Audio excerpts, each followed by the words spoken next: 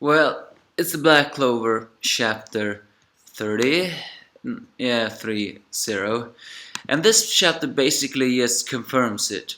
First, the most unnecessary thing, that old hag witch really was an old hag witch. She just stole mana from other people in order to make herself look young. But that's not the important thing. The important thing is, well, there's actually a third, but the second important thing is this basically just confirms that all of Black Sheep's, or what's that their name? Yeah, Black Sheep's Crook's members are people of monsters. Well, maybe going over all of them is a little stretch, but this basically is just But this camp claim that if it weren't for their personality quirks, they may very well be one of the most powerful magic knights out there. For example, is that Yami seems to be a badass if it wasn't for his very bad way of introducing people, although that's not really true. Magna, although Magna seems to be the weakest of them all, he's really there when he is there. But most noteworthy is Luck, the lightning guy, while sociopathic or something like that, or crazy and just battle-loving, is proven to show that you don't want to fight him. And this confirms that Charmy, the gluttonous little girl, once she fights, she really has a crazy mana. But given to the fact who she is, I'd say she hardly ever fights. The only reason she fights here is because when the witch was flown away by it crash landed in the food tower where she was eating. And when the witch landed there, she needed to steal more mana. So she just said, give it to me. But Charmy thought she meant the food. So of course she got mad and showed her magic. Some kind of wool form where it makes her transform into a big giant sheep and punched the witch away. That was actually pretty funny. And the funny just keeps on going. Who confirms that it was thanks to the little fairy Sylph that he managed to sense mana, but couldn't do it because he relied on his other senses. Approaches the tower when he sensed the witch was alive and sensed the huge mana from Charmy. And but when Charmy blew away the witch, she unfortunately blew away her food too. Luckily, was there and grabbed the food and gave it back to her. And Charmy fell in love with Yuno at the first sight.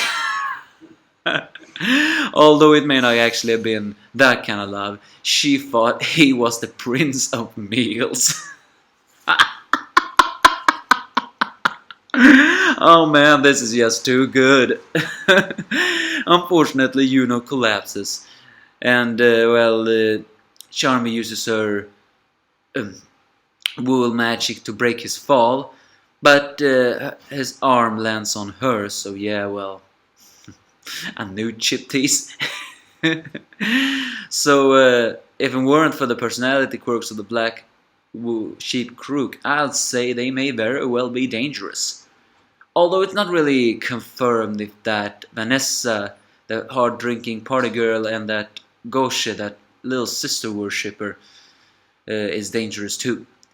Back on Aster's fight, it seems Aster has lost. Well, he has fought, but the problem is, is that while Aster's anti-magic is just anti-magic, the problem is it still needs to rely on his physical condition.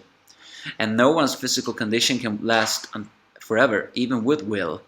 So since Aster just keeps on slashing and gets wounds from the other guy, he tires himself out.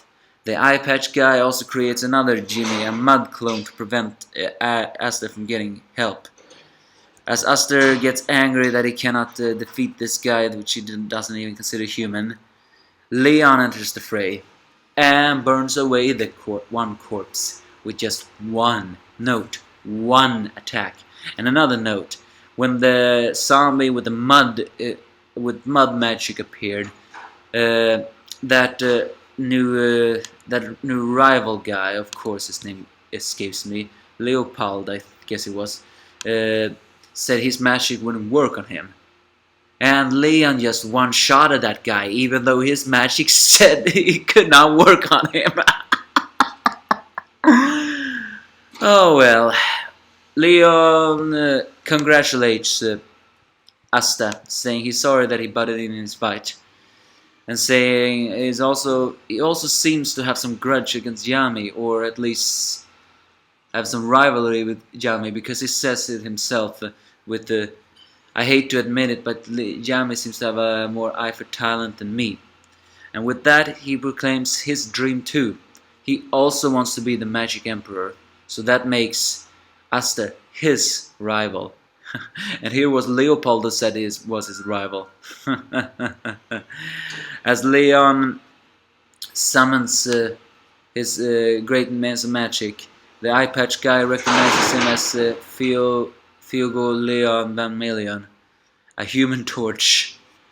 Will he defeat the eye patch guy? I'll say he do. So this was basically this chapter. Funny, and had some minor actions. It was actually pretty wonderful, also to sweet that Aster is getting recognition from all these people. And also the fact that Sheep Crook may not just be some black sheep misfits after all. So I'd say this was a good chapter. And now Aster has another rival, and unlike the others, I'd say this rival may very well be the strongest yet. But we don't know if any other of the Magic Knight wants to be Sorcerer Emperors too. I guess they do. But do give me your thoughts, if you have any.